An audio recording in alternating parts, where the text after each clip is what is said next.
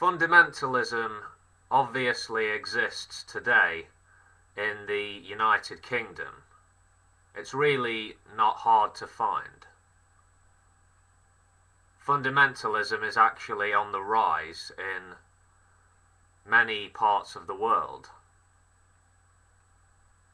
I've never been religious myself, let alone a fundamentalist, so it's difficult for me to really deeply understand the mentality and the psychological makeup of a fundie. But then again, I've come across many hardline Christians in my life, and I am the kind of person who makes an effort to listen to others and study others, so I have some insight. The worldview of the Christian fundamentalist is most definitely a warped one. Your hardline Christian, someone who sees the world in terms of light versus darkness, good versus evil, God versus Satan,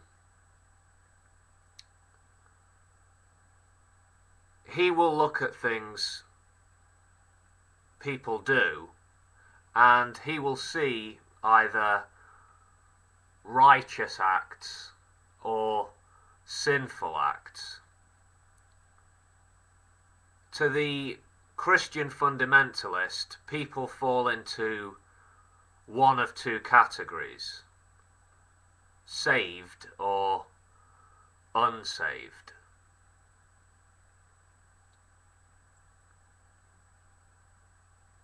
Almost every fundamentalist of the Christian persuasion that I've ever encountered has made it his or her business to inform me that heaven and hell are literal places where people go when they die. Heaven and hell are not abstract concepts to a fundie. When you die, it's either eternal paradise or it's eternal damnation. Hope and fear must surely dominate the mind of a fundie, or perhaps that's hope and terror. Think about this. Certain religious types think that their every move is being watched. They think everything they do is being recorded. In their minds, there is nowhere to hide from the benevolent Creator. He sees everything. He knows your deepest thoughts and fears. How can a God-fearing fundamentalist have any peace in himself?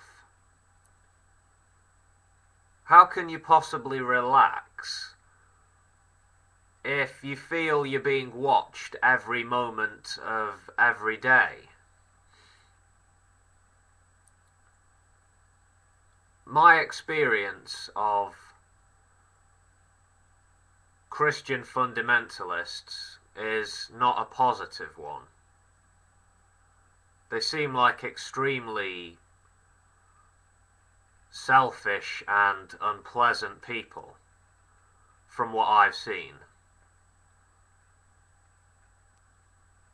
Those of us who are fortunate enough to live in secular democracies, those of us who are aware that science and technology has made the world a much better place for so many human beings, we can't take our way of life for granted. We can't afford to be complacent. All the amazing gains human societies have made over the centuries could all be swept away.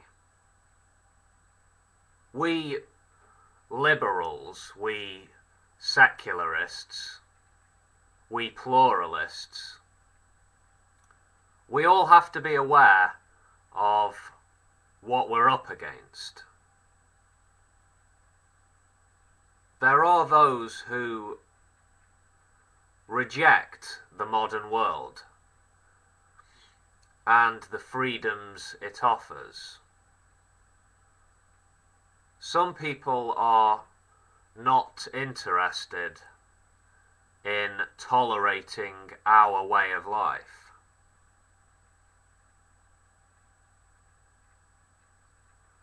Some people don't want to share this world with us.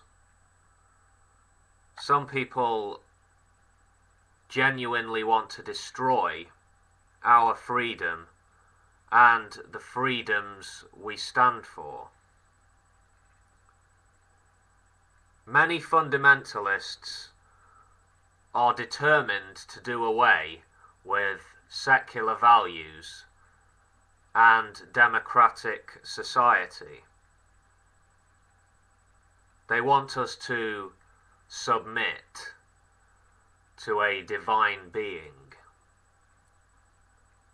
Many fundies want to impose their God and his commands on all of us. The things that I value, and I'm sure the things many other people value too, such as freedom of thought and speech, democracy, human rights, equality of the sexes, I have no doubt that many faithful believers would love to see the back of such things.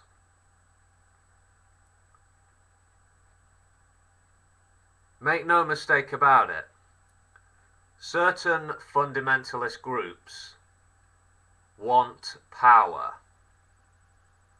They want to take control of our political system. They want to take control of the schools. They want to suppress scientific truths.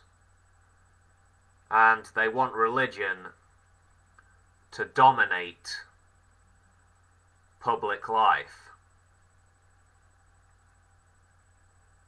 Every thinking, freedom-loving person should be deeply opposed to the idea of living under a theocracy.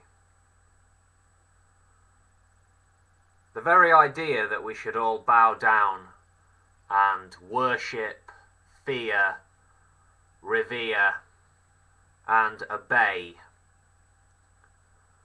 a fictitious character, namely God, is genuinely insulting to me.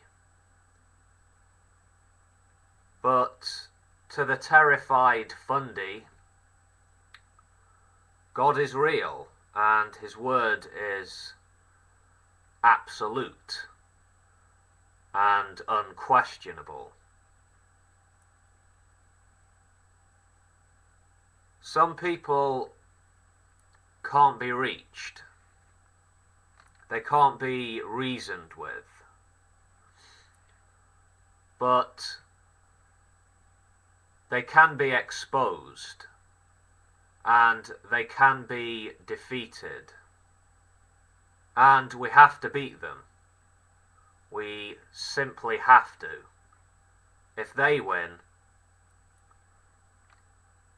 I have almost no doubt that darkness and ignorance will engulf humanity. They must lose. No two ways about it. Peace. Catch you later, folks.